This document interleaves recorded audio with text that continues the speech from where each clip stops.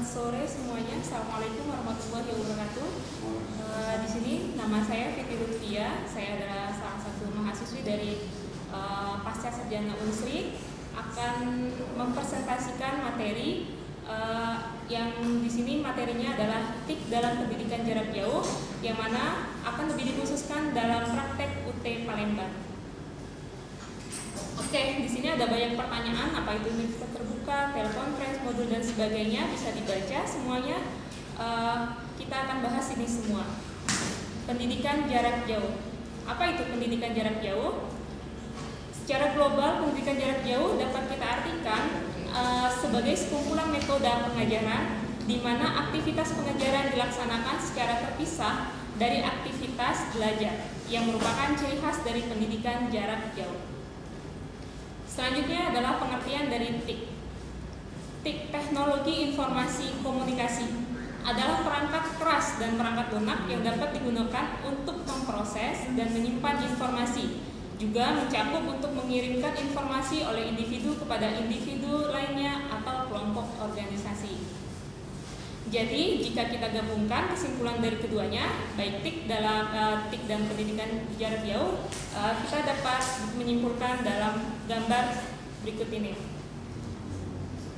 Selanjutnya adalah sejarah. Sejarah pendidikan jarak jauh. Sistem pendidikan jarak jauh merupakan suatu alternatif pemerataan kesempatan dalam pendidikan yang sudah ada sejak zaman kolonial. Rambu-rambu kebijakan dalam pelaksanaan pendidikan jarak jauh secara tersurat termaktub di dalam Undang-Undang Republik Indonesia Nomor 20 Tahun 2003 tentang Sistem Pendidikan Nasional.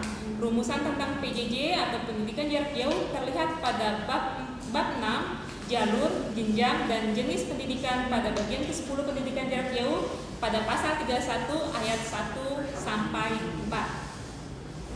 Selanjutnya, TIK dan institusi pendidikan jarak jauh.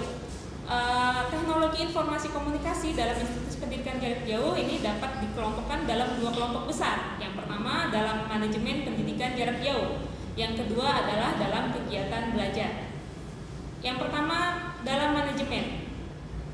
Dalam manajemen, TIK ini berfungsi pada administrasi umum, keuangan, kepegawaian, pengelolaan data registrasi, produksi dan pengiriman bahan ajar, pengelolaan tutorial dan produksi pengiriman bahan ujian, serta pengelolaan hasil ujian. Sedangkan dalam kegiatan belajar, TIK dalam kegiatan belajar, pendidikan jarak jauh adalah berupa media yang menjembatani proses pembelajaran.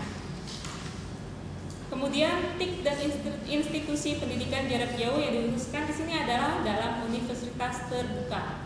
UT sebagai salah satu institusi pendidikan jarak jauh telah memanfaatkan TIK sejak institusi tersebut berdiri.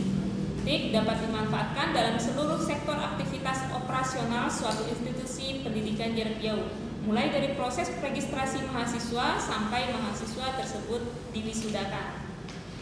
Selanjutnya, TIK dan institusi pendidikan jarak jauh Universitas Palembang. Universitas Terbuka Palembang. Di sini pada tanggal 5 Mei 2011 terdapat ada peresmian gedung baru secara serentak dengan 7 kota lainnya melalui video conference oleh Wakil Menteri Pendidikan Republik Indonesia yaitu Profesor Dr. Fasli Jalal. Gedung baru tersebut dilengkapi dengan fasilitas komputer online, ruang tutorial, conference yang dapat digunakan untuk berhubungan dengan UT Pusat atau UT BJJ dan media sistem ujian online dan tutorial online bagi mahasiswa. Jika melihat cerita dari atas, kita dapat menyimpulkan setidaknya tidak ada perbedaan UT pada umumnya. Peranan TIK pada UT Palembang juga terlihat pada manajemen dan sistem pembelajaran. Kesimpulan, peran TIK pada pendidikan jarak jauh dapat dilihat dari dua kelompok besar, yaitu pertama aspek manajemen dan yang kedua adalah aspek pembelajaran. Yang selanjutnya, implikasi TIK pada PJJ berperan penting atas kelancaran aktivitas PJJ. UT atau Universitas Terbuka sebagai terobosan pemerintah dalam pengembangan PJJ juga terbantu dengan adanya aplikasi TIK. TIK dimanfaatkan pada seluruh sektor aktivitas, mulai dari proses registrasi mahasiswa baru sampai mahasiswa tersebut diwisudakan. Demikianlah hasil presentasi kami di sini.